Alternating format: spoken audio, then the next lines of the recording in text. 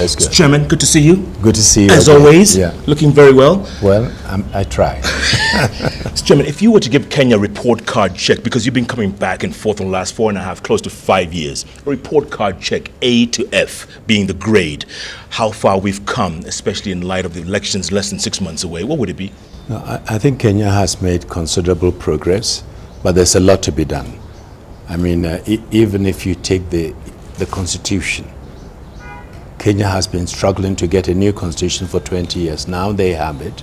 The people believe in it. It's one of the most modern constitutions on the continent. And it's the envy of many countries. What is important is to give it life. It's a document. We have to give it life. We have to believe in it. We have to implement it, and implement it faithfully. And I think there we have some work to do. Yeah. We have some work to do. You've met just about everyone who needed to be met, except the one person. Yes. And everyone's asking this question. Do you feel slighted? Do you feel a little disappointed that you didn't get to meet the president? I don't feel slighted. Ego is never in the way. We are here to help the Kenyan people and to help Kenya. And we are prepared to meet and talk with everyone who will talk to us. And it's important we talk to all people in authority. If the president is busy and cannot meet us, we will write to him. We've had the chance to talk to others. And with these things, you never know. We are not in charge of his programming. We would have been happy to meet him. We had quite a few things to share with him, to give him a sense of what we've heard and how the people feel things are going, which is always useful for those in authority. Sure. But does it bother you a little bit, Chairman, because you bother to come all this way? Every time you're in this country, you know, you're going out of your way, basically. You could be doing other things. It would have been better if he had met us. But as I said, we are doing this for Kenya and the Kenyans. They are here today and they'll be here tomorrow. And we will continue to work with them. Okay, let's look ahead to the elections, Chairman. Two of the potential presidential candidates are same two people who are on the list on the envelope that you carry to the International Criminal Court. Does that bother you that two of the suspected criminals in the ICC are running for president? Yeah, first of all, as I said in the press conference, that this is an issue before the courts, and so I don't want to comment extensively, but that the law must take its course. Obviously, the question you pose is a legitimate one, and I'm sure it's on the minds of lots of people, including the two candidates you refer to, because these days we live in an interdependent world. A president of a nation has responsibilities not limited to within the nation, but with countries across the world and relationships across the world. Will the ICC proceedings have an impact on their dealings with people outside? Would that be in the interest of Kenya or against the interest of Kenya? If it's against the interest of Kenya, would politicians go forward and present themselves? These are questions that I'm sure they are all pondering, and everybody should ponder as we move forward towards the elections. If you were to meet them, if you were to have a one-on-one with both Uhuru Kenyatta and William Ruto, would you tell them, hey guys, leave this one alone, don't run this time? Would you advise them? I would perhaps give them a framework to help them take the decision. The sort of questions I've raised, that I would encourage them to raise those questions, to think it through and take a decision. You're such a diplomat, you know. Because let's face it, Chairman, even the Americans went as far as to say, you know what, we don't want these people on the ballot box. You know, it's not going to be good for this country. That's what they're saying. And this is better if the individuals are encouraged and they think it through and come to that conclusion themselves.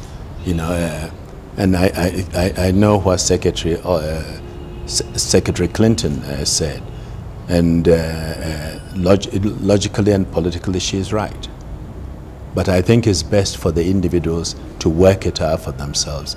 It's easier for them to come to that conclusion, and it's easier for the nation if they come to that conclusion. What if we wake up on March the 5th and President Kenyatta has been elected in the first round, say, right? Let's say you know, for argument's sake, then what? Well, if he's been elected, is something the nation will have to deal with all the consequences that entails. That's the bottom line.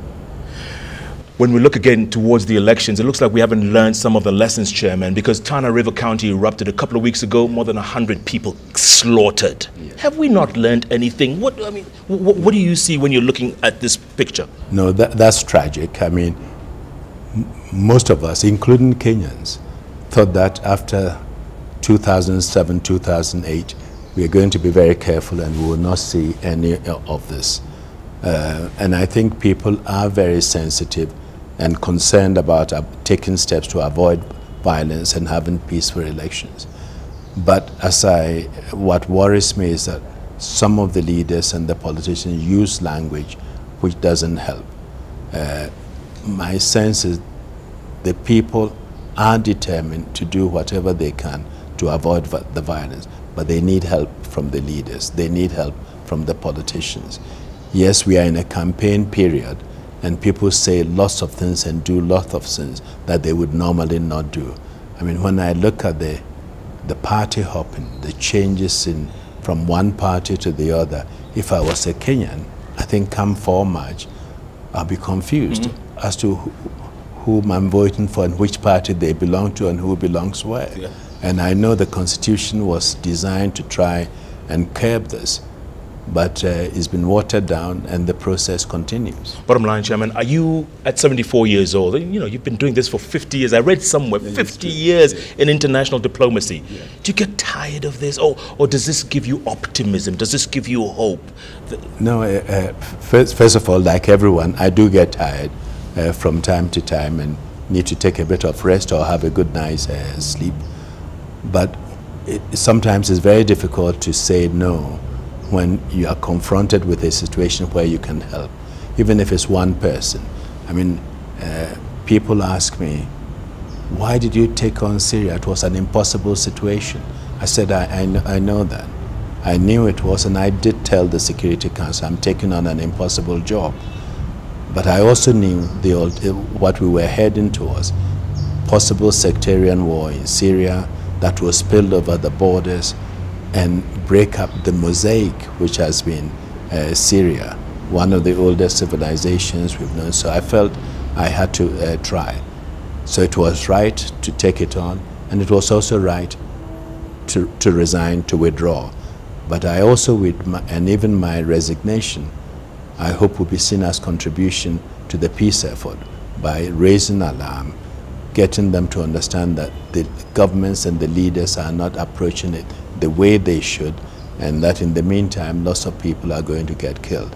So I get tired, but I can assure you when I stepped down, I thought retirement would give me some time to relax. But I've discovered retirement is hard work. It's really hard work. But I will do what my friend Nelson Mandela told me he's done. He's retired from retirement. And I will do that one of these days. But you're optimistic about Kenya?